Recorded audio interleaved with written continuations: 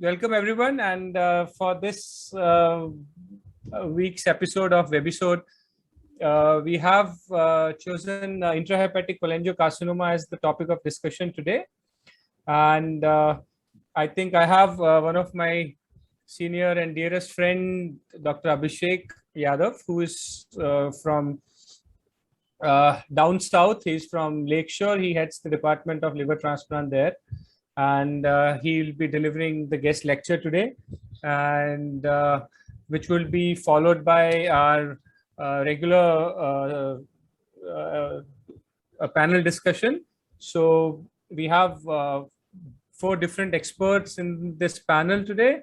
The surgical part will be covered by Dr. Abhishek. We have Dr. Gagan Saini, who is a very dear friend of mine, and he's a colleague. He is a maverick radiation oncologist in Max PPG. He's with us. Then we have Dr. Rajat Chanana, who is again a very dear friend, and he is a senior medical oncologist at Dharamshila Narayana Super Speciality Hospital in Delhi. And we have Dr. Sagar Tyagi, again a very competent intervention radiologist who is again our colleague at Max Parparganj.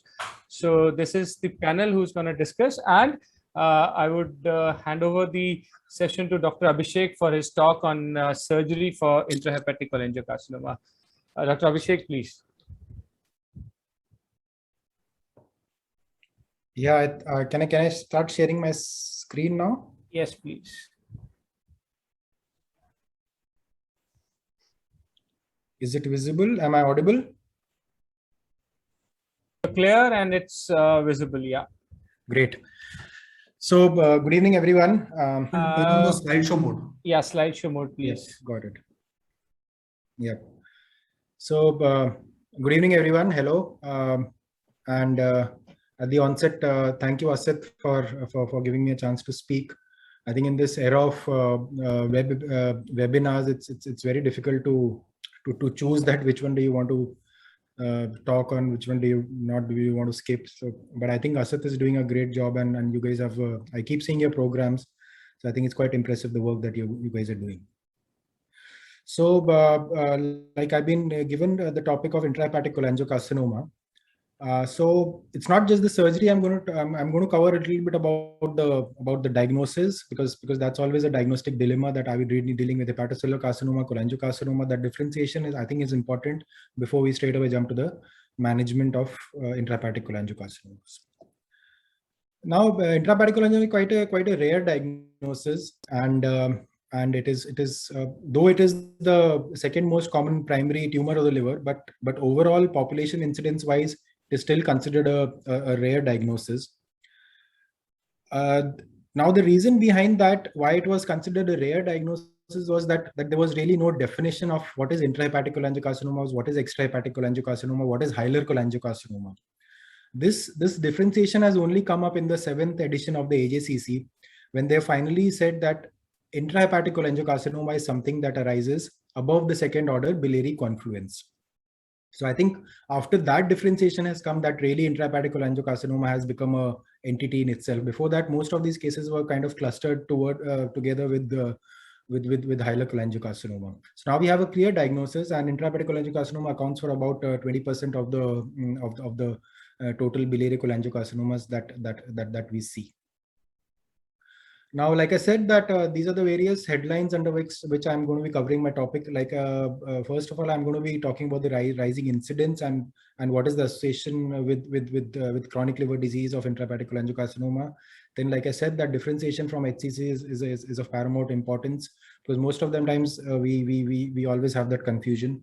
Then management, the role of surgery, the role of liver transplantation, and a little bit about just a couple of slides about the role of local regional therapy in management of these cancers. Now, this is a slide from the SEER database from the United States, which the blue line is the one which denotes the incidence of intrahepatic cholangiocarcinoma, and you can see that it is going up. Now, there are many reasons given behind this increasing incidence of intrahepatic cholangiocarcinoma. Some people say just that we are imaging more patients, imaging has become more sophisticated, and hence it is the incidence is rising. Of course, now we have a clear definition of what is intrahepatic, what is hilar, and therefore we can classify our tumors into their respective subgroups. Also, but those reasons are not enough to explain this rising incidence, especially in the West, because till a few decades back, intrahepatic cholangiocarcinoma was considered a diagnosis of the East, primarily related to the liver flukes, hepatolithiasis, etc. But this rising incidence in the West has made people ponder that, that what exactly is the reason behind this rising incidence. And this slide will probably show throw a little light on this rising incidence. We all know about the standard risk factors for intrahepatic cholangiocarcinoma, like liver cysts or hepatolithiasis or fluke infestation. However, not too many people talk about the fact that the same risk factors that are responsible for the occurrence of hepatocellular carcinoma, the same risk factors also apply for intrahepatic cholangiocarcinoma. So you can see the various risk factors. Just a sec. The same risk factors that are there for the hepatocellular carcinoma, the obesity, hepatitis B, C, etc., are also relevant in the causation of intrahepatic cholangiocarcinoma. So the rising in incidence of these risk factors could also explain a rise in the incidence of this particular tumor. Another interesting fact, like we all know that intrahepatic cholangiocarcinoma is primarily related to any kind of inflammation or irritation that is happening inside the biliary tree. There is also now evidence to show that hepatitis B is a risk factor, not just for hepatocellular carcinoma, but also for intrahepatic cholangiocarcinoma. And like hepatocellular carcinoma, even non-cirrhotic patients who are hepatitis B carriers are risk for developing intrahepatic cholangiocarcinoma. Now, what are the variants? Basically, we have three variants according to the Japanese classification. The most common being the mass-forming type, which is the garden variety seen in about 70% of intrahepatic cholangiocarcinoma. Then we have the periductal infiltrating type, which is the second most common. And then we have the rare type of the intraductal growing type. Now, I'm going to just dwell a little bit upon the histology of these various tumors. Now, the reason behind me going into the histology is that once we know the histology, especially when it comes to liver tumors, it's very easy to decipher the imaging characteristics of that particular tumor. So if we talk about the histology of the mass-forming type of intrahepatic cholangiocarcinoma, they generally present as a peripheral tumors, which grow quite large in size, primarily basically because these patients are generally asymptomatic. Now, what is important to note is that unlike hepatocellular carcinoma, these tumors have a large stromal component. This figure that you can see that the inside stroma component, which is generally non-viable and fibrous tissue, makes a large chunk of these tumors. And the periphery, you can see that the pink tumor, that the pink part is the viable part of the tumor, which is constituted by the rapidly multiplying cells. Another characteristic feature of these tumors is that they tend to infiltrate the portal veins, and that is one explanation for the satellite nodules that generally we encounter when we see these mass-forming cholangiocarcinomas. Another differentiating factor from hepatocellular carcinoma is that although they invade the portal pedicles and the portal vein, but yet they do not cause thrombosis, unlike the hepatocellular carcinoma types. Then the second common variant is the periductal infiltrating type. Now this is the homologue of the hilar cholangiocarcinoma. Histologically, it is quite similar to the mass-forming variant, just that the difference being that this tumor generally grows along the biliary, along the peripheral bile ducts. Another differentiating factor from the mass-forming variant is that these tumors are more vascular than the mass-forming variant, and we are going to talk about that again when we talk about the radiology of these tumors. And this vascularity is primarily derived from the biliary tree, and thus making these tumors more vascular than the mass-forming variants. The rarest type is the intraductal variant, which is considered to be the homologue of the IPMN of the pancreas or the biliary tree. This tumor generally presents as a gross and abnormal dilatation of the biliary tree, which is generally filled with mucin, quite similar to the IPMN variants that we see in the pancreas. And sometimes they might have a small cellular component which might be pedunculated or sessile. Another variant, I think, which is more important from the clinical point of view, however, this is not talked about in the Japanese classification, is the mixed hepatocellular cholangiocarcinoma variant. Now, again, there are a lot of hypotheses against explaining that how a hepatocellular variant can transform into a cholangiocarcinoma variant, thus making it more aggressive.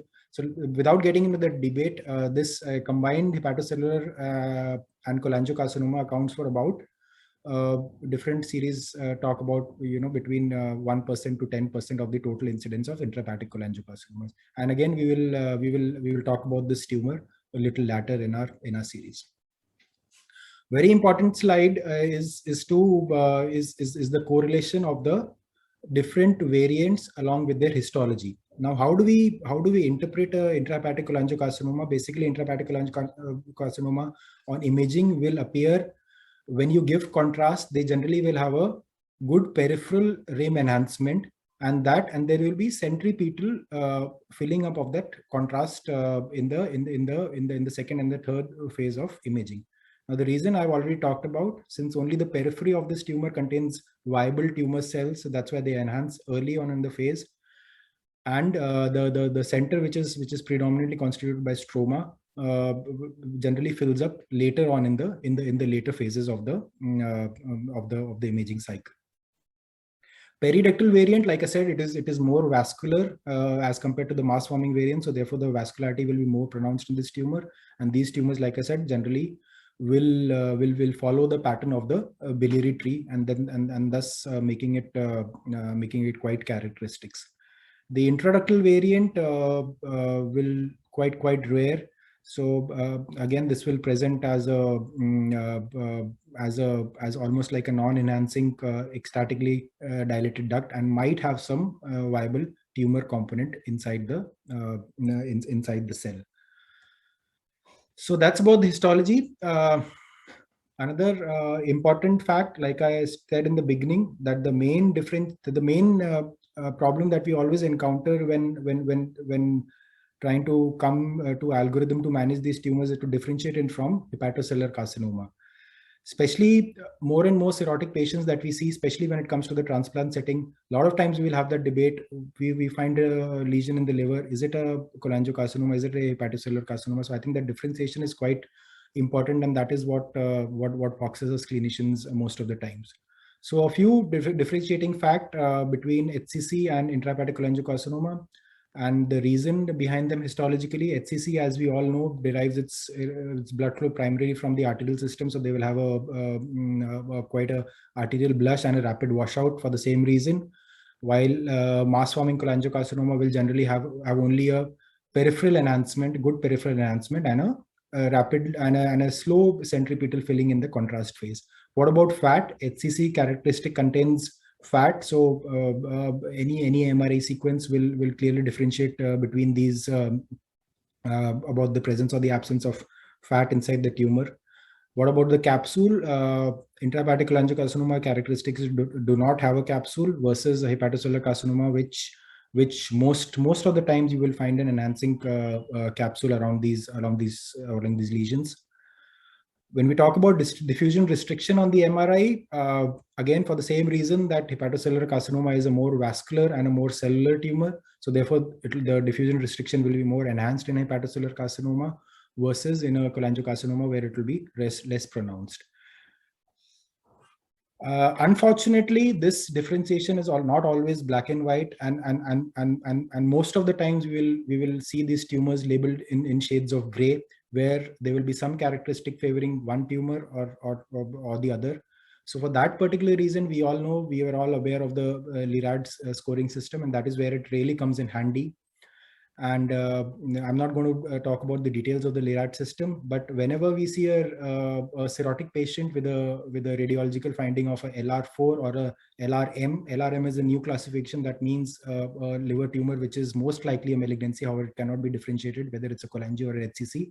So LR4 is a suspicious of HCC, and LRM is a malignant tumor. So these are two conditions wherever we see patients coming with any of these classifications that we would always press for a biopsy from these lesions before we progress on to making a therapeutic decision for these tumors. What about the role of PET scan? Fortunately, these bad tumors are all PET avid, and most of the times they will be avid to the PET tracer uptake, and it's almost 100% sensitivity that we can get for these tumors. Now, in addition to the metastatic workup, PET-CT also has two additional benefits when we talk about intrahepatic cholangiocarcinoma. First is that another major differential diagnosis of hepatocellular carcinoma is always a metastatic lesion to the liver, metastatic tumors to the liver. So doing a PET-CT kind of excludes the diagnosis of a metastatic deposits in the liver. And also PET-CT also has a high sensitivity for regional lymph node detection in intrahepatic cholangiocarcinoma. And the presence or absence of lymph nodes does have a huge prognostic implication in intrahepatic cholangiocarcinoma, as I'm going to discuss in the latter part of my talk. So now, since we've made the diagnosis, finally we are moving to the management part of these tumors. Unfortunately, only about 15% of these tumors are resectable when they are first seen. And surgery with an R0 resection is probably the only validated treatment modality for these kind of tumors. The role of ablation and neoadjuvant therapy is quite limited at this point, and transplantation, which we are going to talk about later, the role of which is still evolving. Principles of surgery when we are talking about resection for intrahepatic cholangiocarcinoma, nothing very dissimilar to the same principles that we follow for resection of any other liver tumor. You have to make sure that you're doing R0 resection, because that is the only thing which is of proven benefit, and leaving behind a 30% healthy or a 40% diseased liver remnant with adequate inflow, outflow, etc. The augmentation techniques, portal vein embolization, etc., are used according to the standard indication. So there's nothing special to talk about that here. What about the role of staging laparoscopy? Yes, staging laparoscopy does have a definitive role before proceeding for surgery in these tumors. And about 30% of the patients can obviate a negative laparotomy if a staging laparoscopy is done.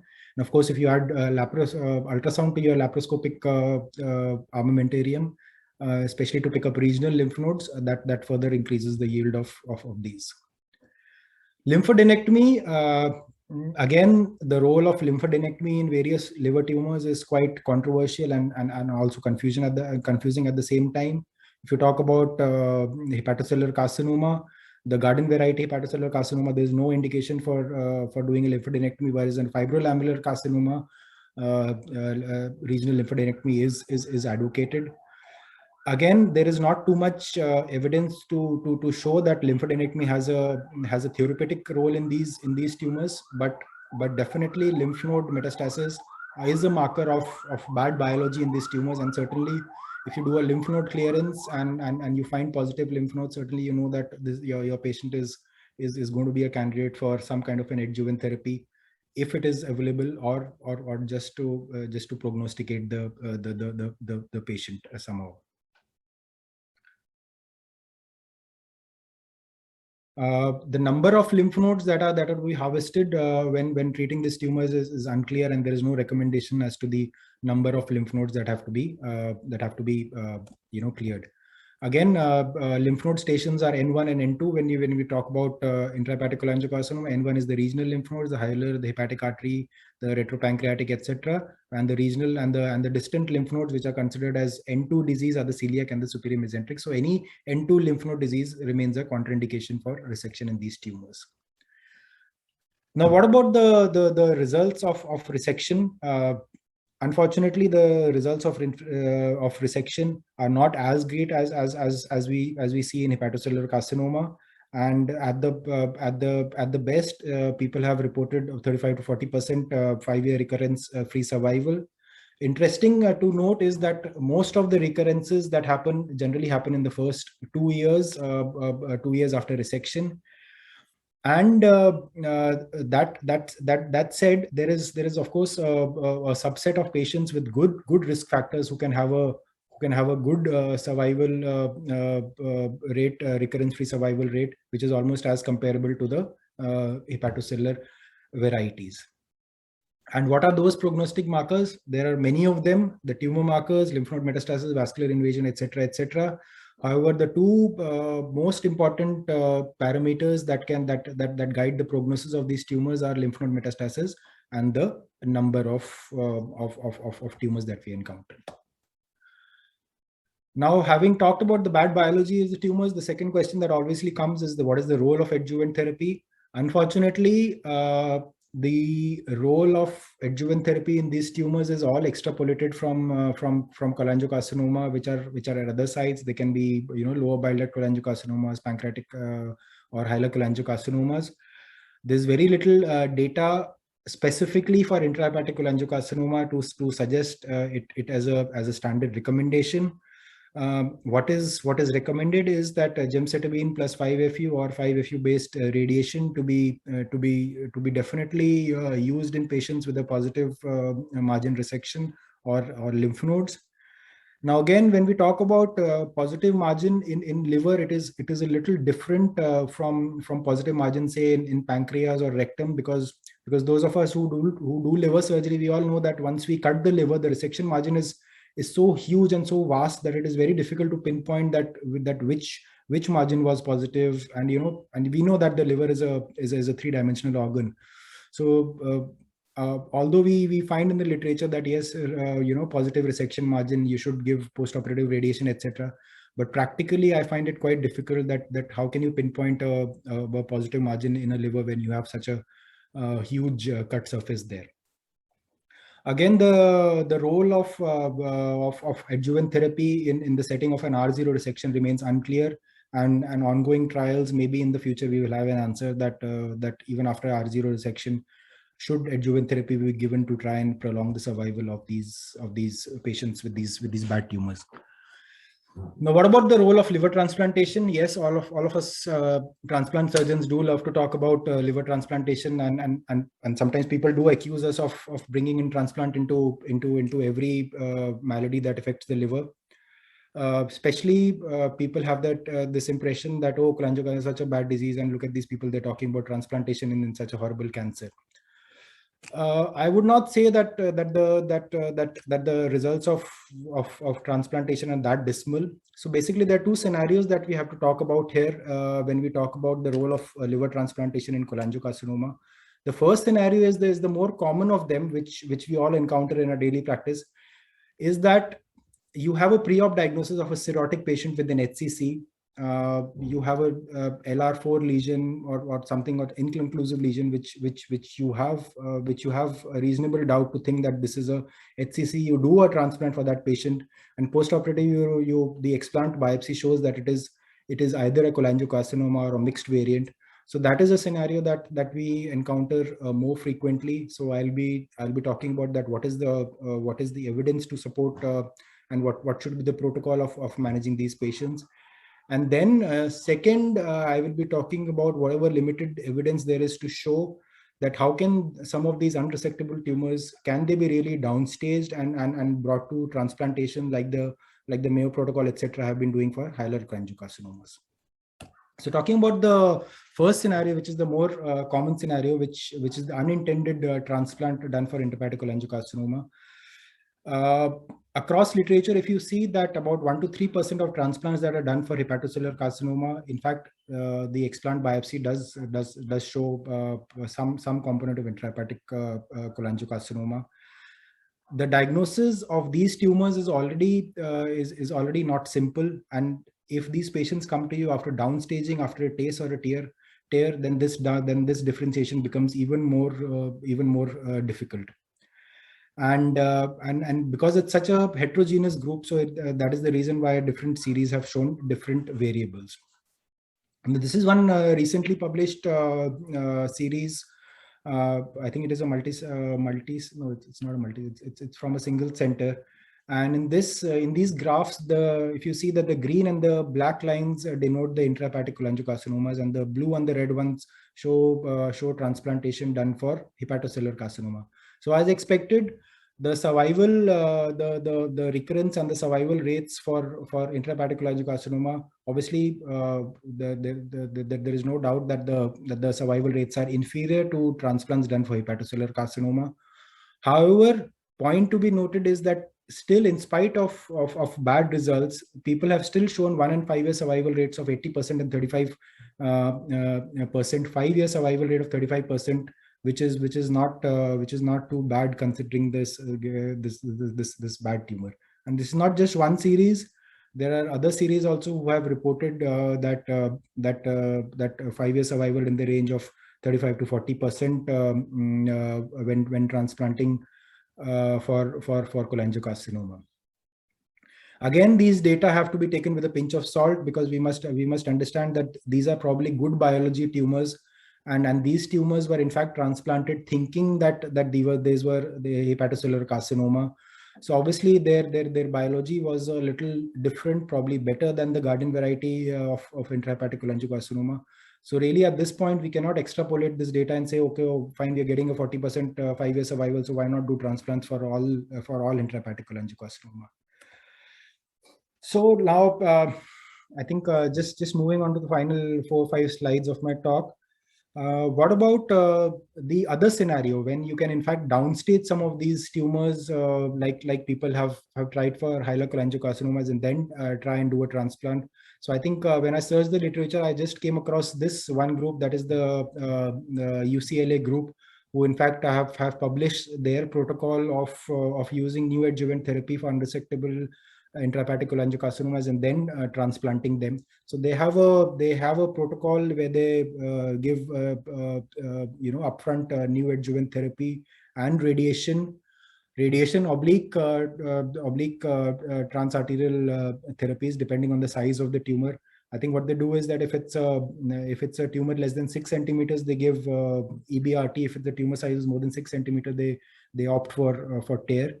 And then after neoadjuvant therapy, they reevaluate their patients, and they have a risk prognosticating factor. So only if these patients fall under low risk category, then they only in those patients have they found a really a reasonable survival rate when they've done transplants for these patients. So in fact, they've shown that in low risk patients, when you downstage and do transplants, you can get almost a 75% 5-year survival rate, versus a very dismal survival rate when you transplant cholangiocarcinomas with high risk factors. So ultimately, it all turns out to the tumor biology, and what we practically also do is that when there's a diagnostic doubt about intrahepatic cholangiocarcinoma versus HCC, what we generally do is that we give these patients upfront downstaging therapies. Then we wait on these patients, we see how they are behaving, and only then do we proceed for something as radical as transplantation for these patients.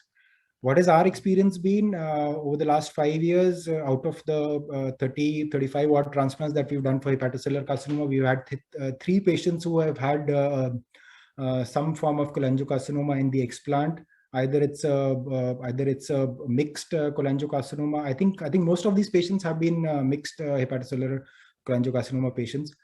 All these 3 patients were within Milan criteria, either de novo or they were downstage to the Milan criteria. And like I said, that most of these biopsies had shown a mixed intrahepatic and a hepatocellular carcinoma. We don't have a very long follow-up. The median follow-up of these 3 patients 23 months, and to date we do not have any recurrence in any of these 3 patients.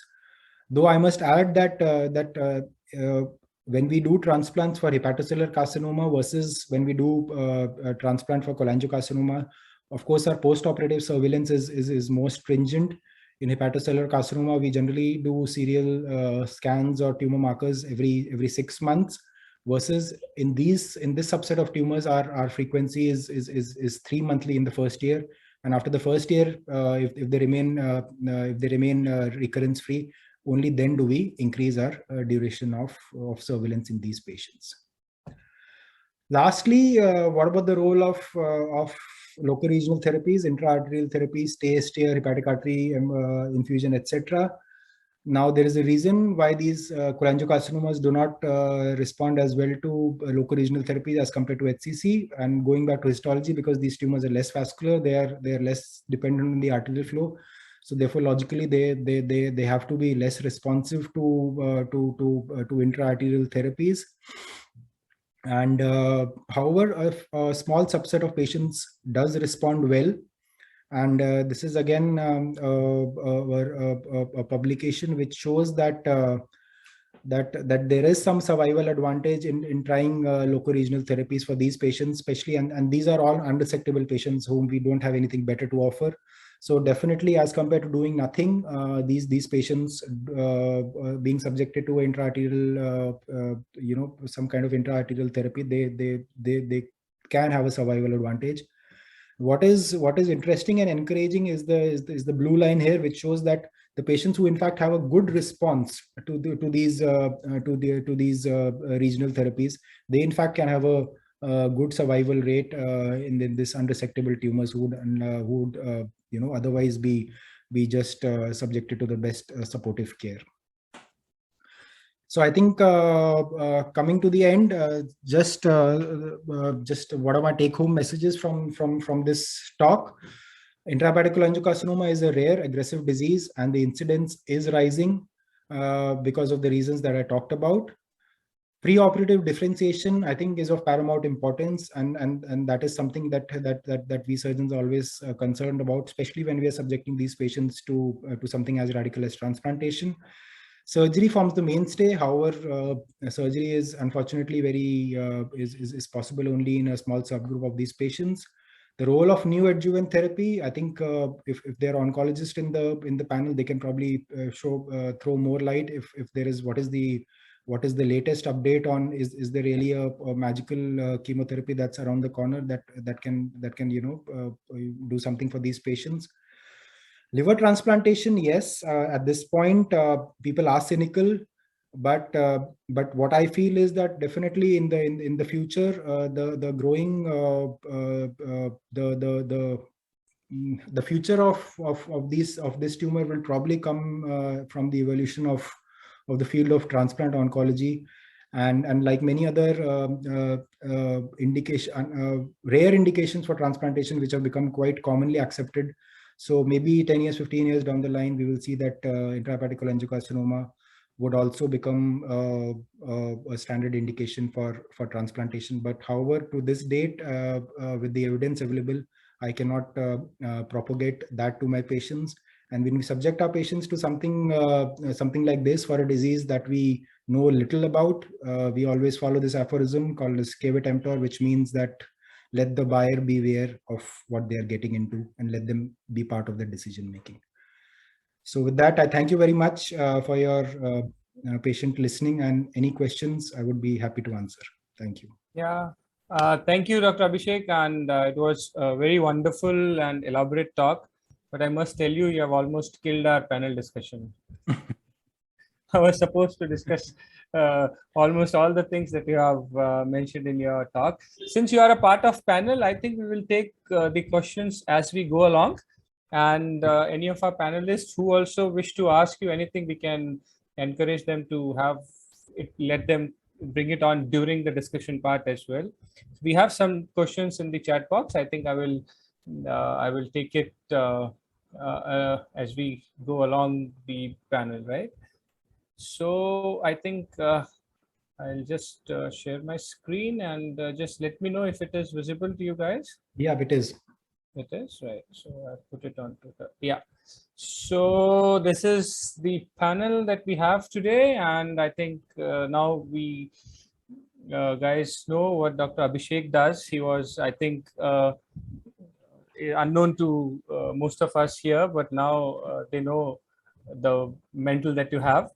So Let me begin with what you have already mentioned, that intrahepatic cholangiocarcinoma, it is the second most common primary liver tumor. Though it is the common, it is still a rare entity. It constitutes only 20% of all cholangiocarcinomas. Surgery thus far remains the only potentially curative treatment option. And I say surgery, I would include both resection and transplant in this. But having said that, the biggest challenge is here. Recurrence rates, even after curative, so-called curative resections, is to the tune of 50 to 80%. And this is what the Achilles heel of this surgery is.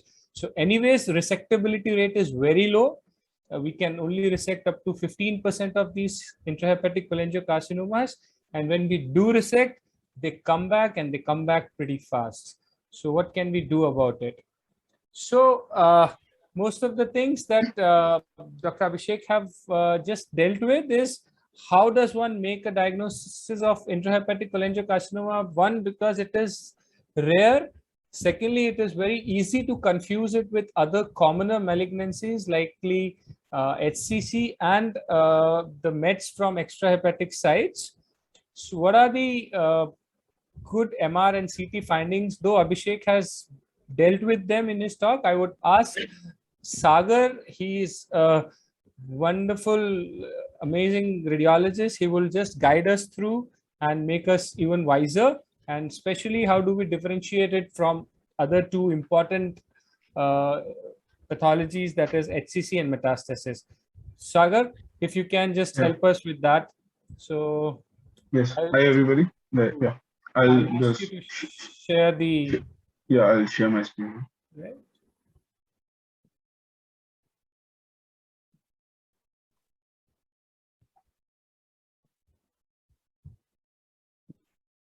Now, is it visible to all? Yeah, it is. Okay. So just briefly, I'll start with a brief introduction. Like, on the basis of macroscopic tumor growth pattern, ICC are divided into three types. First is the mass forming, second periductal infiltrating type, and intraductal growing type. Mass forming is basically involving the intrahepatic small bile ducts, and both of them involve intrahepatic large bile ducts. So what we do in radiological point of view is we need a pre-contrast scan and a post-contrast scan. Post-contrast, we take three phases basically: arterial phase, portal venous phase, and a late delayed phase. As Dr. Abhishek has told, this is not a very vascular tumor, so the arterial phase images should be taken in late arterial phase, that is approximately up to 30 seconds later. In HCC, we take these images at 15 seconds. The portal venous phase is the same at 60 seconds, and the delayed phase is almost the same as HCC, that is at 180 seconds. So I'll now discuss the radiological points of mass forming ICC. This lesion is basically hypoattenuating on CT scan images. It is a lobulated mass lesion with central necrotic or fibrotic changes. Fibrosis and necrosis are varied in different patients. We see a ductal dilatation peripherally. These, as Dr. Abhishek has already told, this lesion basically invades the adjacent portal vein branches and is responsible for the multicentricity of the lesion. On arterial phase, as the viable tumor cells are at the periphery, we see an irregular peripheral enhancement in the arterial phase with gradual centripetal enhancement because of the fibrous tissue in the portal venous and the delayed phase. Vascular encasement is a characteristic finding in ICC, but intravascular tumor thrombosis is very, very rare as compared to what we see in HCC. Tumor thrombus is common in HCC, not very much common in the ICC. It causes obliteration of the portal vein, which is responsible for atrophy of the involved segment and also the capsular retraction. On diffusion weighted images, there is a typical target sign which we see on the cholangiocarcinoma. That is basically again due to the reason that the viable tumor cells are present at the periphery. So this target sign on diffusion weighted images is not seen in HCC. This is very typical of ICC. Right. So yeah. Yes. No, go on, Sagar. Go on. Okay. So these are the basically CT images this first image is the arterial phase image. You see a very subtle peripheral-like enhancement in the arterial phase images. Next image, you see a portal venous phase image in which you can see a subtle increase in the centripetal enhancement. Also, you can note this black arrow is the capsular retraction and the satellite nodule, which is due to the invasion of the portal venous channels. In the third, the C image, you can see the encasement of the portal vein branches, but there is no visible tumor thrombus. Now coming on to the MRI images, this is first A is the T2 weighted images, which show a subtly hyper-intense lesion on the T2 weighted axial images. Again, we can see in the arterial and portal venous phase the centripetal filling of the tumor. Most common differential, as Dr. Abhishek has already told us, is the HCC. I'll tell the points in detail. Few differential can also be like we have to differentiate hemangioma, which is a characteristic puddling enhancement. In the first image, you see it is an irregular puddling type of enhancement. In ICC, we see a regular type of enhancement. It is peripheral although, but it is regular. It is not irregular, or a vesical puddling sign is not there. How do we differentiate it from hepatic METs? Hepatic METs is mostly has a central necrosis. So on T2 weighted images, there will be a bright spot in the center and not very bright spot in the periphery, which is comparable to that of ICC. But how do we differentiate hepatic METs from ICC is again from diffusion weighted imaging. The target sign of diffusion weighted imaging is very, very characteristic of ICC. Organizing abscess with stone disease also can mimic ICC, mass forming ICC, but organizing abscess and hepatic tuberculous abscess gives a typical of multi-layered appearance on the CT images. In the arterial phase, you can see this characteristic 4-layer appearance of hepatic tuberculosis. All these layers are, the first layer is due to the hepatic parenchyma enhancement, second layer is because of fibrous tissue, the third layer is because of the granulation tissue, and the central part, again, which is not enhancing, is the necrotic tissue. Lastly, how to differentiate it with hepatocellular carcinoma, Dr. Abhishek has already shown this slide. In arterial phase, hepatocellular carcinoma shows a characteristic arterial phase hyper-enhancement with portal washout. As ICC is not doesn't have a main feeder from hepatic artery, it shows just a subtle rim-like enhancement with progressive centripetal enhancement. HCC shows typical intralesional microscopic or macroscopic fat, which can be picked up by any of the MR images. Coming on to capsule, HCC shows enhancing capsular enhancement, which is not seen in ICC. Lastly, diffusion weighted imaging target like hyperintensity is seen because of the viable tumor cells at the periphery. This is very, very typical of ICC, which can be easily differentiated from HCC.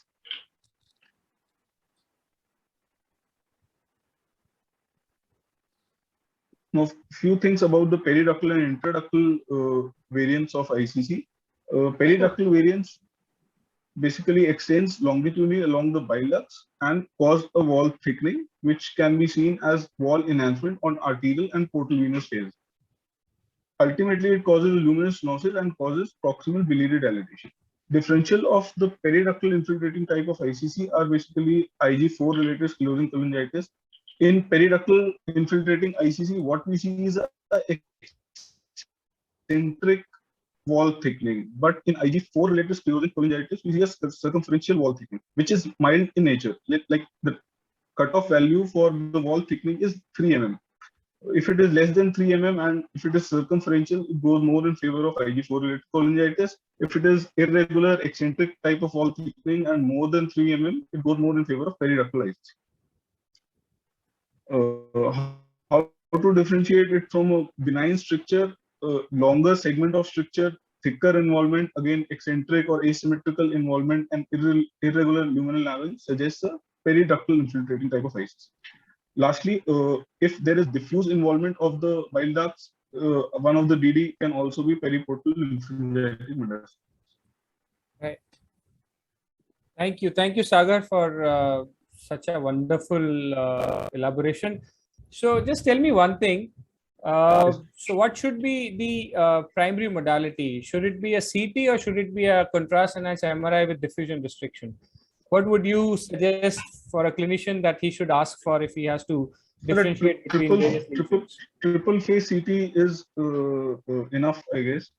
So what I make out of from your description is that by an MR, you are getting much more elaborate information, and also with the help of diffusion restriction, you can able to differentiate with various other etiologies. So Yes, sir. 2 points. should MR not be the primary modality that we should be looking for?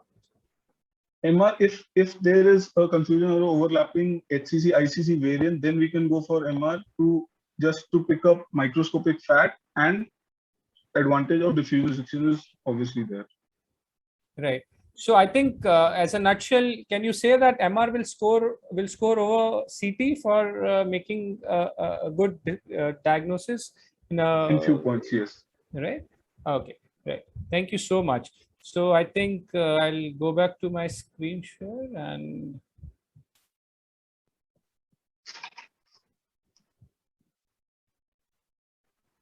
No, I don't think this is. Is it visible to you guys? Yeah. No, this is. I'm sorry. I think I have to go on to something else. I think I messed up with my screen share. Just give me a sec, please.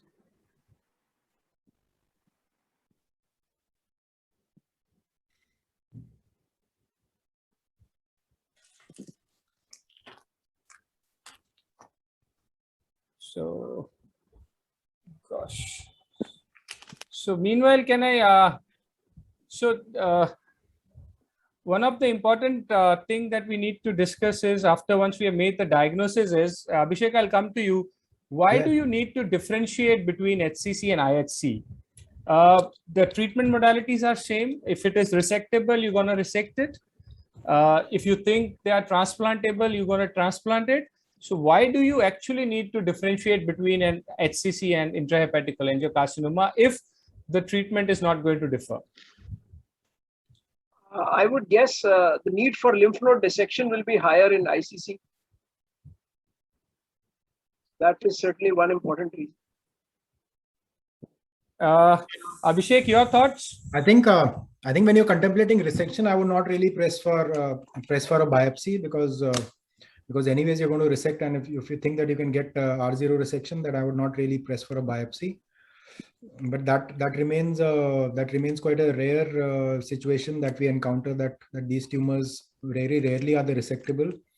However, when it comes to transplantation, I would definitely want to be sure that you're not dealing with a cholangiocarcinoma, because the implications of transplant, the recurrence rate after transplant, etc., are much higher with intrahepatic cholangiocarcinoma versus HCC.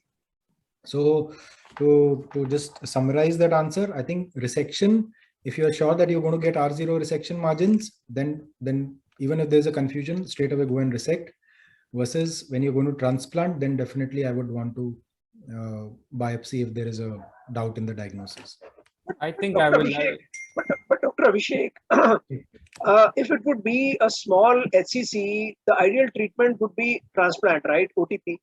So, I mean, would you, so if there is a patient with you whom you're not sure whether it's a small HCC or a small ICC, intrahepatic cholangiocarcinoma, would it not be prudent to know what it is? Because in a intrahepatic cholangio, your resection will actually, with lymph node dissection is what is needed. And in a small HCC, you would certainly tell them that, okay, the ideal treatment is transplant, but okay, fine, we can go for this as well. No, I would not do that. A small peripheral HCC in a non-cirrhotic patient, or even in an early cirrhotic patient, I would not offer them transplant. I would probably just resect them anyways. So I mean, I'm talking about, I'm not getting into that controversy of transplant versus resection. But what I'm saying is that a tumor, if it is resectable in every sense, like there is no portal hypertension, there's no cirrhosis, the remnant is adequate, etc., whether it's a HCC or whether it's an intrahepatic cholangiocarcinoma, it would not make too much of a difference in that. Boss, if the patient is potentially curable, don't you think we should push for the ideal treatment? I mean, since we are talking science here. I mean, those are my thoughts. I think, since I'm not a surgeon, I will probably let another surgeon pursue these thoughts or not pursue them. So, okay, let me chip in here a bit. So, the confusion usually arises in the setting of in a cirrhotic background. Most of the times, if it's a non-cirrhotic background and you have an IHC or a HCC, radiology most often than not will give us a clear diagnosis, and we are able to come to a conclusion prior to administering the treatment. In a non-cirrhotic patient, anyways, like Abhishek told you, that the treatment of choice in both the cases, if it is a resectable, would be resection anyways, right? So in that scenario, things won't matter much anyways. If it is a cirrhotic background, since the etiology could be same for both, and there are times when you have an atypical imaging features where we are not able to ascertain whether it's an HCC versus intrahepatic cholangiocarcinoma, this is possibly where we would resort to the biopsy. So I'm coming to that in a next slide here before we discuss PET scan. So what is the role of PET scan in these tumors? Dr. Abhishek, would you ask for a PET scan as a routine for any patients of intrahepatic cholangiocarcinoma whom you are contemplating surgery, or you do it on a case-to-case basis? Well, I used to do it on a case-to-case basis, but after I went through the evidence that I gathered to make this presentation, I think it should be a standard of care. But unfortunately, I think this question remains a very hypothetical question, doing a PET-CT, because most of the times preoperative diagnosis, even if you're considering resection, is always, you will never, unless you do a biopsy, you will never really have a clear-cut diagnosis. And as long as you are quite sure about your resection, that it's going to be a safe resection, etc., and your tumor markers are fine, then no, I mean, I would not push for a PET-CT in every patient if the diagnosis is quite straightforward. If there is a doubt in the diagnosis, then maybe yes, in selected cases, yes. Right. So when I said PET scan, I think we were considering more as a staging protocol rather than helping us to reach to a diagnosis. Yeah, I think if I'm sure about the diagnosis of intrahepatic cholangiocarcinoma, then definitely yes, PET-CT. Yes.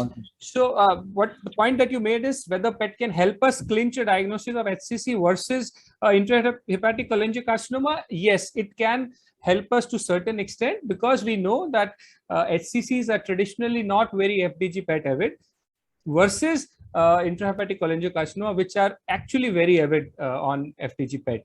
And the literature says that a PET scan do alter your treatment in almost 15 to 20% of cases. So it would be a nice idea to get a PET scan in case we are planning a resection anyways. Right. So again, here we come to a controversial topic, whether we should biopsy these lesions prior to treatment. And obviously, there is no doubt if it is a setting of, we are not considering a resectional procedure upfront. If it is a neoadjuvant treatment, I think there is no doubt about it that we have to get a histological diagnosis. If we have to get a palliative treatment in the sense of palliative chemotherapy or additional regional modalities, I think role of biopsy is well established. We have to get one. When do you need to establish a diagnosis? So I think when we are discussing about intrahepatic cholangiocarcinoma, most of these scenarios are usually hypothetical. Like you said, Abhishek, we hardly encounter intrahepatic cholangiocarcinoma in our clinical practice. I mean, we stumble upon these tumors once in about 2 months or 3 months, unlike HCCs, which we see almost on daily basis in our clinical practices. So yes, most of these scenarios will be hypothetical. But one of the most critical scenario would be underlying cirrhosis, and then you're not able to reach to a diagnosis. So in that scenario, I don't think you would say that doing a biopsy would do any harm to anybody. So what are your thoughts on getting a biopsy here? Rajat, when do you want a biopsy for your patient? Yeah, hi. So obviously, if you are planning some form of systemic treatment, especially before surgery, so biopsy is a must for giving any form of systemic treatment. If you don't have a histological diagnosis, then we definitely need a biopsy to confirm the diagnosis. So for planning neoadjuvant, which is not the standard of care, so the standard remains surgery if the disease is resectable, However, in some certain cases where we have a large tumor, which a surgeon is maybe somewhat confident that after a particular course of systemic chemo or chemoradiation that may be assessed for surgery, then we can plan new adjuvant treatment. So as of now, there is no data to support a new adjuvant treatment. If you have radiologically, if you have intra-aortic nodes or a node posterior to pancreas, posterior superior pancreatic or duodenal node, Abhishek, would you want to have a US guided FNAC or biopsy to confirm the staging here? Would that be a role that you would want? Yeah, definitely. There's no doubt about that. Any nodes away from the regional draining basin, definitely I would make a rigorous attempt to get a histological proof from that. So does presence of regional lymph nodes lend support to one diagnosis over other? Sagar, there is a regional lymphadenopathy. Do you feel that goes in favor of intrahepatic cholangiocarcinoma versus HCC?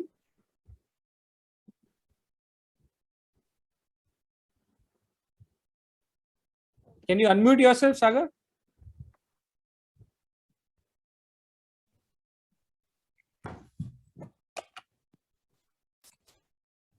I think there are many, if Sagar is not available, I think there are many variables there. I mean, hepatocellular carcinoma also, we all know that that after any, most of the patients we see are not de novo patients, especially patients who come after TACE, STAIR, any kind of local regional therapies, they will have lymph nodes, and that always confuses the picture. So even we know that fibrolamellar HCC can have regional lymphadenopathy. So although it can be a pointer, but I would not really clinch my diagnosis based on the presence or absence of lymph nodes on ICC versus HCC. So why distinction is important here, Abhishek, is because if it's an HCC and if there are regional nodes, most of the people will deter from offering surgery or resectional procedures to these patients. Whereas for an intrahepatic cholangiocarcinoma with regional lymphadenopathy, you would happily go ahead and perform regional lymphadenectomy, which usually is not a case for HCC.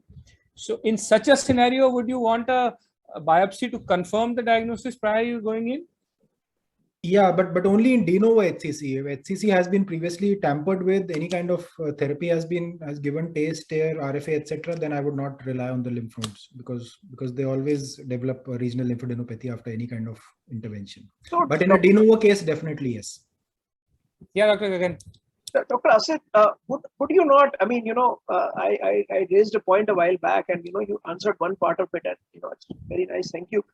Would you not want a biopsy to plan your lymphadenectomy if it is an ICC?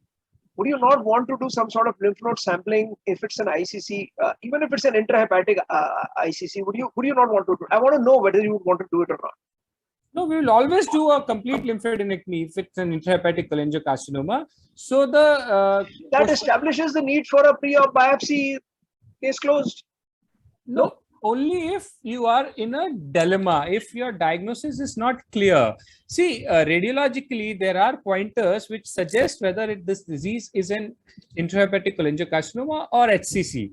If you are in a no man's land, you are not sure, your radiologist is not helping you out, then yes, because intrahepatic cholangiocarcinoma is not a very common diagnosis that we made offhand.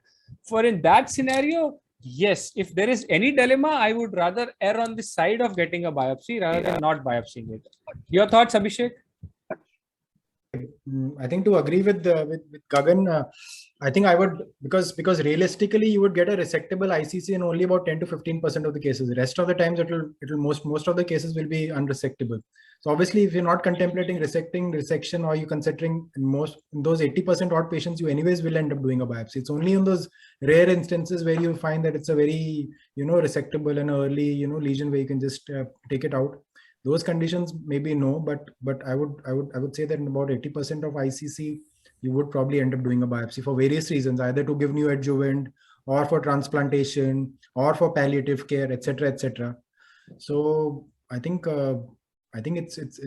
all are saying the same thing, that in very selected patients we would not do a biopsy, but in most patients ultimately we would end up doing a biopsy for these tumors. Right. I think Dr. Gagan is happier now.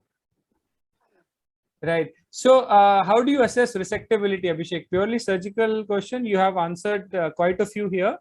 So staging laparoscopy is a must for all these cases. Would you do it prior to any staging resection? laparoscopy, yes. Okay, fine. Secondly, would you use any method to augment FLR as you would do in HCC? Would you do a portal vein embolization in these cases? If Yeah, yes, yeah. in case if you do it, would you add, so if you're going to wait for about 6 to 8 weeks for these patients for your FLR to grow, like we would do it in a gallbladder cancer, we would like to give chemotherapy during this interim. So would you want to give chemotherapy during this interim period, or you would want to stage these patients prior to portal vein embolization and don't go ahead? So how would you proceed? I mean, it's more of a hypothetical. I don't know. I have never done a portal vein embolization for intrahepatic cholangio, and I don't know what your personal experience is. But for the discussion's sake, I think let's. No, I think the indications of portal vein embolization would remain the same when you're resecting ICC versus resecting any other liver tumor. So I don't think there will be any difference. Regarding the role of neoadjuvant therapy, yes, especially for these borderline resectable tumors, I would definitely give them neoadjuvant therapy. If not with the intention of downstaging them, but definitely with the indication, with the intention of knowing the tumor biology.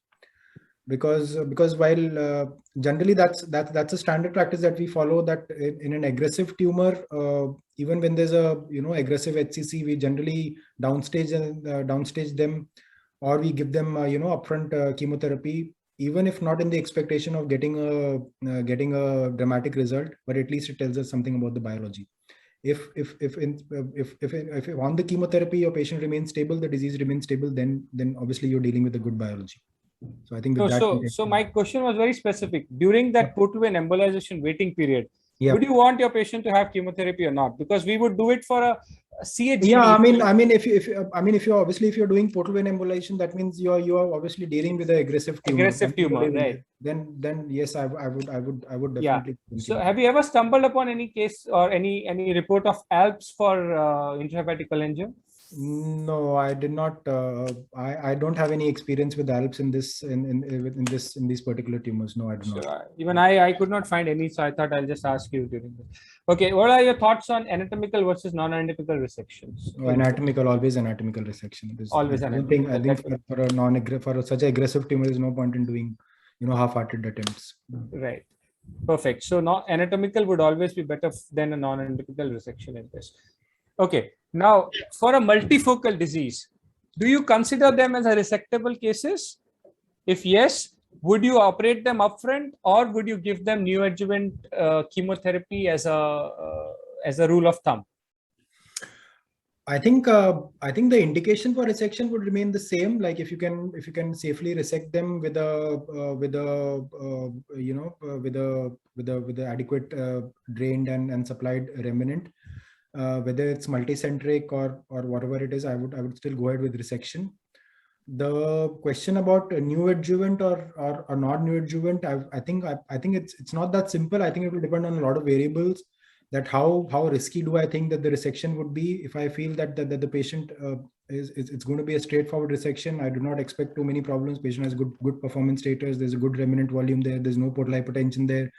So I would go for upfront resection. If any of these risk factors are present where I feel that there might be an early complication or early mortality morbidity following my resection because of various reasons, poor performance status, portal hypertension, etc., then in those cases, selectively I would give them neoadjuvant again to assess the biology, if not to downstage these tumors. So problem with multifocal disease, Abhishek, is that literature says that the recurrence rates are very high. I agree. And these recurrences would happen in the remnant liver as well. I agree with that literature, but then what is the other option these patients have? So yes, so like the most of the times, what as a surgeons we get carried away is that the hubris of surgery, that okay, we have resected and patient's gonna be fine, but unfortunately these diseases come back sooner than later, and then again many of times we don't end up helping these patients by resections. So I think there is more and more data coming up. It says that if you have a multifocal disease, I think it would be wiser to probably test the waters by selecting out good biology. You give them neoadjuvant, see the response, and probably select out good patients who probably would benefit better from our surgical, surgical techniques and then just not become a mode of satisfying surgeons. I completely agree with that. There's no Right. doubt about Okay, it. so last surgical thing that I want you to tell us is the extent of lymphadenectomy. Would it be an extensive lymphadenectomy like we do it for a gallbladder cancer, in which you do a complete lymphadenectomy along hepatoduodenal ligament and posterior pancreaticoduodenal nodes going up to celiac, or you would be more conservative in the lymphadenectomies of these patients? No, I think I would definitely do a station 1 lymphadenectomy. Now, again, the lymphadenectomy, the pattern of lymphadenectomy would also depend in cholangiocarcinoma on where the anatomical site of the location is. Now, if you look at the lymphatic drainage of the liver, it's quite different from the left liver and the right liver. So if I'm doing a right hepatectomy, then my dissection would extend along the HDL, the hepatic artery, and also the retropancreatic. Versus if I'm doing a left-sided resection, in addition to the HDL, etc., I would also involve the lesser curvature nodes also. But yeah, I mean, I could not find any evidence to suggest that anything beyond the station 1 lymph nodes is indicated in managing these tumors. But like I said, it will also depend on the anatomical location of the primary disease. Right, but good lymphadenectomy is always on the cards for intrahepatic cholangiocarcinoma. Yes. Right, great. Now, the role of neoadjuvant treatment. Now, most of these tumors are not resectable. Unfortunately, we could resect only 15 to 20% of these tumors. So there is a lot of role of downstaging nowadays in most of the cancers, and it's coming up more and more as the days are progressing. We hardly operate any upfront cases for esophagus. We hardly operate anything rectum in a de novo setting. Now, even for pan happening more and more. So the role of neoadjuvant therapy is there in IH, intrahepatic cholangios as well. So I would like to know, what are your thoughts on it? How are you going to any personal experience or therapy, and what is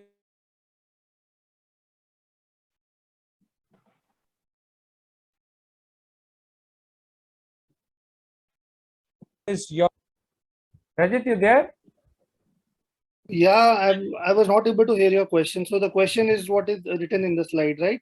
So neoadjuvant, what is your personal experience, your thoughts on it, and what is the standard regimen if you have to use it? Yeah, so as of now, there is no standard regimen. There is no standard role of neoadjuvant, but we do give neoadjuvant that, as you have discussed, for certain for certain sets of patients to identify the biology and for certain large tumors. So there is no standard regimen. So whatever chemo we give is data from the other biliary malignancy, other extrahepatic malignancy we have. So the preferred regimen is a combination regimen in neoadjuvant setting, that is gemcitabine and cisplatin based regimen. There is also data of chemo RT, especially in data like Mayo data where they have given chemo RT. These are all retrospective studies. So it's basically a decision of the tumor board. So whether they want to give chemo or chemo RT, because as of now, there is no standard regimen, and we hardly see any intrahepatic cholangiocarcinoma. So I've given it for 1 or 2 patients, but the biology is already bad, so that we know. So they were not able to undergo surgery. So one important thing regarding the biopsy is that, so because we also have certain molecular markers, like we have FGFR. So we have a FGFR inhibitor that is approved specially for cholangiocarcinoma. And we have other molecular inhibitors like IDH. We can also find BRCA mutation. So for all these testing, also the NGS testing, we also need a tissue. So tissue testing is really important if you are not planning for surgery. So they would be for your stage 4 cancer, so you can do it for even for in a stage 3 or unresectable. So if we are so intrahepatic cholangiocarcinoma, they rarely have distant mets. Whatever problem they have will be either they'll have vascular invasion or nodal invasion. So because of these reasons, this disease would not be resectable, or they'll have local recurrence. So for disease with such a bad biology, so there is no harm in doing all these tests upfront. So if you are planning neoadjuvant therapy, that means that this patient is not an ideal candidate for surgery upfront. So for that reason, there is no harm in doing NGS upfront. Right. Dr. Gagan, do you have any personal experience of treating intrahepatic cholangios with radiation, either in neoadjuvant setting or later as a rescue therapy? I do have very little experience. I do have experience, but it's very little. So the intrahepatic cholangio, the problem with intrahepatic cholangio is that we really can't do RT-CT in a conventional fractionated sense, concurrent CT-RT. So, most of the lesions are like SONs. So SBRT is what is to be done for an intrahepatic cholangio, unless of course the anatomy, because all these are loco-regional diseases. So unless of course there is any reason for us to consider otherwise, because every tumor can be different. But yeah, I would, in such a situation, I would prefer that you go for neoadjuvant. You take your call whether you are satisfied to surgically or not, whether you're still sure that it's not surgically operable. If it is not, then a good idea would be to consider SBRT or something like that, because practically you really can't do fractionated radiation within the liver. It's very difficult to be able to do it in the right way for 25 sittings. Probably end up causing RILD. That's my thought. Right. So there is some upcoming role of loco-regional therapy here, the role of TACE and TARE. Though these lesions are not as arterial enhancing as an HCC is, but there is definitely some role of TACE and TARE here. So Sagar, what are your thoughts on that, and what would be an indication for TACE and TARE as far as you are considered in these cases? These vascular, yes, actually are not very vascular, but when we see a combined HCC ICC variant, so TACE and TARE can be useful in those patients. So do you have any personal experience of these? I mean, I don't think we have done any here at Max Hospital, Saket, for such a case. Not in ICC. Right. As of now, no. Right. So I think we will go to the next here. That is the recurrence. I mean, the recurrence for these cholangiocarcinomas is a norm rather than an exception. And Dr. Gagan, you were asking in the chat box whether the recurrence rates of intrahepatic cholangiocarcinoma are more than the hilar ones or the periampullary ones. So periampullary, definitely the recurrence rates are low because we are able to usually get very good margins there. But the recurrence rates of perihilar cholangiocarcinoma are also very high. They're in the tune of around 40 to 60%. So I think this is the Achilles heels of the cholangiocarcinomas, be it intrahepatic or be it the perihilar. Now, I would want you to know from you, if you have a positive resection margin, how would you plan your radiation in such a case? I mean, like what Abhishek was mentioning, that liver is such a huge tumor and you have such a long and three-dimensional cut section there on the cut surface. How would you know like which part you need to irradiate and how would you target those? I mean, technically, is it different from other tumors or other anatomical areas? Yes, of course. It is technically different from all other anatomical areas, but it pays to understand the anatomy well, and it pays a lot to discuss thoroughly with the surgeon, everything, and then with the radiologist, keep going back and forth. And then, so for extrahepatic cholangios, when we get a positive margin or something like that, and that's the bulk of experience. Let me be candid there. We go back to the surgeon. We keep going through the radiology, and then we localize the area which could be the problem. But the important thing first is to recognize the biliary tree in the new anatomy. So that's what we do. So we will finalize it. We will contour it, and we will give say for an extrahepatic, we will be giving a fractionated radiotherapy, because in a post-operative setting, all you have is the normal tissues. You can't really be doing SBRT in that place because you're not treating the tumor. You're actually treating the surrounding tissue. So that's one introduction to the answer to your question, because our topic here is intrahepatic cholangio. So I've answered the first part here. Now, for example, if there is an intrahepatic cholangio which you have resected and there is a positive margin, then it will be a different ball game. You were talking about anatomical resection. So I will have to go back and understand what has been resected and where is the margin. It will most likely be towards the hilum. The positive margin will most likely be towards the hilum, due to the intraductal component or something like that. So I will make sure that I have localized that area, because otherwise the geographic miss would be disastrous. Then my second thought will be to go back to the radiologist to try and understand that, okay, this was positive, how deep the intraductal component would probably be, so that we don't miss any gross disease which was left unexplored. That will be part 2. The rest will be quite easy, because then I will have to take the usual suspects of posterior pancreaticoduodenal lymph nodes and so on and so forth, those regional lymph nodes, and I will create a 3-dimensional volume which I will irradiate in a fractionated way with concurrent chemotherapy, keeping in mind the movement of the liver. The 4-dimensional CT we will do in this process. I hope I've answered your question. Right. So, in this case, how would it rather be different from an intrahepatic cholangio? Would be different from an hilar is that you can have resection margin positive at any place at the cut surface of the liver, not necessarily at the hilum. That would be an hilar cholangio, where you would get an hilar resection margin, and it'll be easier for you to target that. But here you can have a positive margin anywhere along the cut surface of the liver. And it will be very difficult for us to pinpoint because you have such a big tumor, and it is sitting at such a lengthy cut surface. So it will become very tedious for even surgeon to say, okay, this is the likely positive margin. He will also not know where he erred on the side of towards the tumor.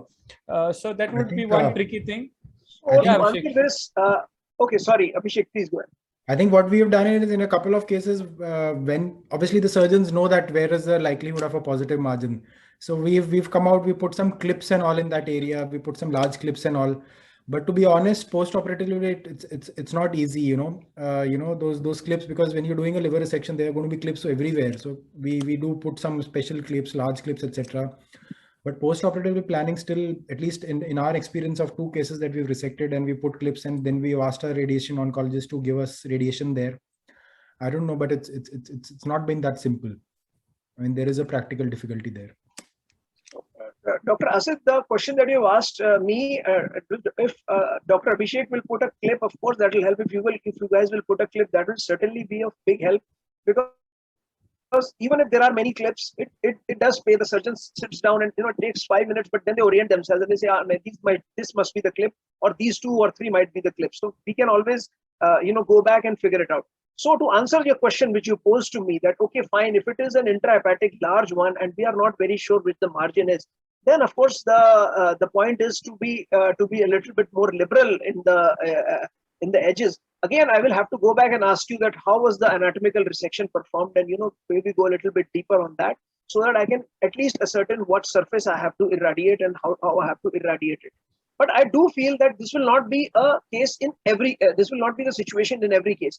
There will be situations where the positive margins will be left inadvertently of the intraductal component and so on and so forth for an intrahepatic cholangio, wherein what I explained previously, that the margin would be more towards the hilum. I didn't mean the hilar cholangio, I meant more towards the hilum.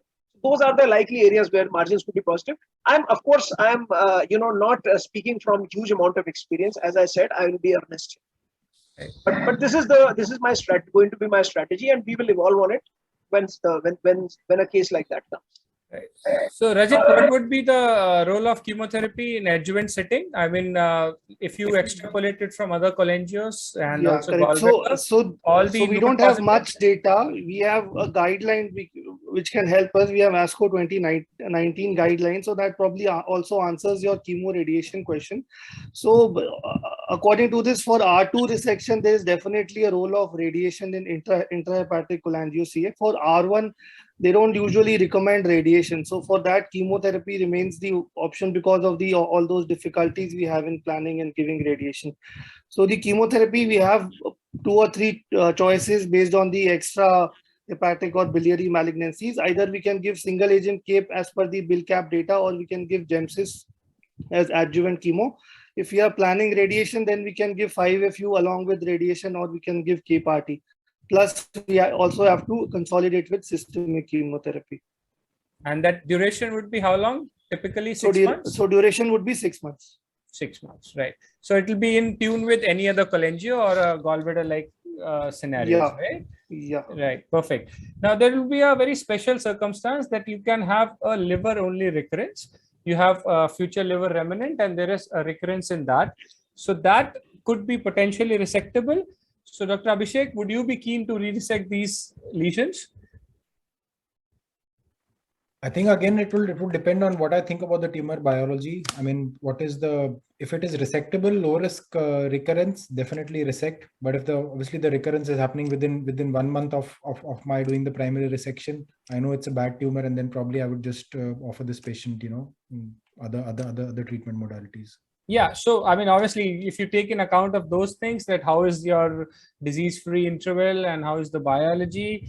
But if you have a recurrence Definitely, in yeah. a future liver remnant, would you be Definitely. keen to resect these? Yeah, resectable, yes. Right.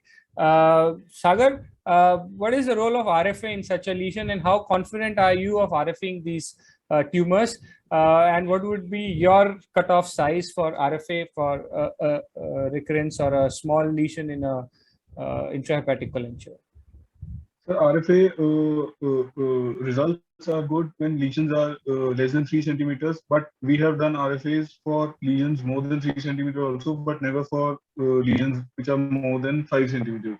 3 to 5 centimeters is the basic lesion size what we get, but best results are again in which the lesion is less than 3 centimeters in size.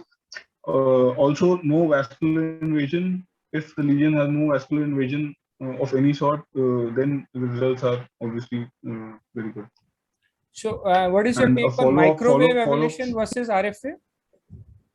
So, what would you prefer, microwave versus RFA, and where would you choose one over the other? Sir, I haven't done microwave ablation for ICC or for HCC. We have done RFAs only, and the results were pretty good. We have done 3 cases in the last 6 months, and we got like no peripheral enhancement after follow-up CT on 1 month. So actually, complete, yeah. So in a nutshell, I can say, I mean, that indications and the technique would almost be same as you would use for an HCC. Yes, sir. Yes. Right. So if you have Exactly a vascular structure close by, so you would rather prefer a microwave over a RFA. So Yes. Can we safely conclude that? Yes. Yeah. So Dr. Gagan, would you be happy to radiate this patient with a radical intent? I mean, if there is a small recurrence in a future liver remnant, and if it is close to some anatomical structure, and Abhishek says, no, I don't want to resect it, would you be happy to give him extra EBRT to take care of such a lesion? Yes, that would be a good idea, but SBRT. Because, SBRT, yeah. So what would be the size criteria here, and how would you choose that patient?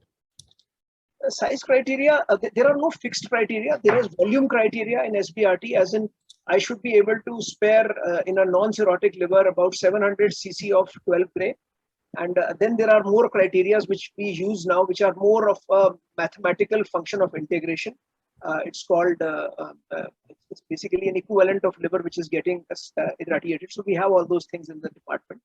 So to answer your question, that there is definitely going to be the largest size which we can irradiate, wherein when we irradiate it, we will not be able to spare the liver to the to a viable volume, and therefore we should not be irradiating it. So, but I don't imagine something like a positive margin or a small recurrence or something like that will be limiting it. But if there has to be one empirical number at which we should stop, it should be 6 or 7 centimeters. But then up to 10 centimeters one can irradiate, and even if some little bit results come in HCC, they are always beneficial in improving the life. But that's HCC, not ICC. Right. And I think you have already dealt with this, Abhishek. You want to touch upon it again? How would you choose a patient for transplant in intrahepatic cholangiocarcinoma? It's a fairly new thing, and people are exploring this more and more now. So, well, in this, to be honest, in this day and age, I mean, if you have a pre-op diagnosis of intrahepatic cholangiocarcinoma, then definitely no to transplant. When you have a like I said, the diagnostic dilemma that sometimes you do end up transplanting these patients, but I think as of now, we don't have enough evidence to say that upfront transplant for intrahepatic cholangiocarcinoma. No, I think that will be stretching the boundaries a bit too far. Dr. Asit, can I ask a question? Yeah, sure, please, why not? Dr. Abhishek, would you transplant a multifocal ICC? Would that not be a good indication? Multifocal ICC for transplantation? No, I don't think I would transplant a unifocal ICC also if I'm quite convinced that it's a intrahepatic cholangiocarcinoma. But if it's multifocal, you won't be able to address it with a localized resection. Would there be I know, but it's better to send the patient for some other modality rather than doing a transplant and then patient comes back with the recurrence, even before he's discharged from the hospital. So you would biologically select the patient. Suppose the patient is biologically selected and there is response. Would then this patient be a good candidate for transplant? Because well, I think we should be careful about venturing for transplant in these patients. I think only if you're part of a clinical trial or something, only then I would attempt a upfront transplant for intrahepatic cholangiocarcinoma, or until we have more evidence coming in. Because like I said, that the 3 patients that we encountered, we have done transplants, but those have been inadvertent transplants. We thought that we are transplanting for HCC. However, the biopsy has turned out to be mixed variants. But if upfront before the transplant, I'm convinced that it's ICC, then no, I would not venture into transplant unless I'm part of a clinical trial or something. Right. I think that to my mind, that covers all the aspects of intrahepatic cholangio. If anybody wishes to add anything, Dr. Gagan, Abhishek, Rachit, do you think there is anything from your side? If you want to discuss further, I'll be happy to have any more discussions and questions. So, Dr. Rajit, what is that FGFR inhibitor that is approved specifically for cholangio? Which one is that? I think it is called as pemigatinib. I'm not sure how to pronounce it, but it's similar to like pemigatinib. Yeah. If you are not sure how to pronounce it, then think about us lesser mortals. हम क्या करेंगे भाई? So once I start writing it, then I'll definitely know how to pronounce the drug. Yeah, I know. That's the trick. You have to write it. Okay. I think I should apologize to your radiologist, Dr. Sagar, because I think I covered your area also. The topic I thought was I think what was the topic? It was approach and management. So I thought it would be not fair that if I don't cover radiology also in the approach. So apologies for that, for kind of barging into your territory. 2 people covering it made people like us understand it better. So it's good actually. I know. Right. So, I mean, it was a wonderful session. I learned a lot. I don't know about others, but it was very good and eye-opener for me.